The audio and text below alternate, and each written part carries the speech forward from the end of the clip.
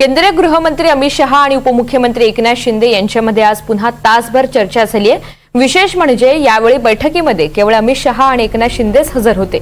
मात्र मुख्यमंत्री देवेंद्र फडणवीस आणि उपमुख्यमंत्री अजित पवार यांच्या विनाच ही बैठक पार पडली। त्यामुळे एकनाथ शिंदेंनी आपली नाराजी शहांकडे बोलून दाखवली का, असा सवाल या निमित्तानं उपस्थित केला जातोय।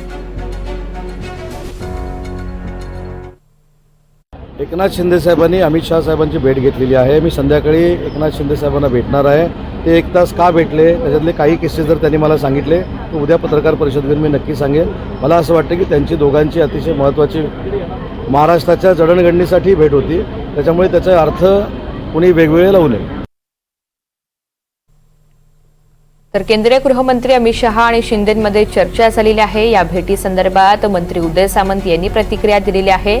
महाराष्ट्राच्या जडणघडणीसाठी एकनाथ शिंदे आणि शहांची भेट झाली, याचा कुणी वेगळा अर्थ घेऊ नये अशी प्रतिक्रिया त्यांनी व्यक्त केली आहे। मात्र एकंदरीतच ज्या घडामोडी सध्या राज्यामध्ये सुरू आहेत, एकनाथ शिंदे यांची नाराजी असल्याची चर्चा आहे, त्या पार्श्वभूमीवर ही भेट महत्त्वाची मानली जाते।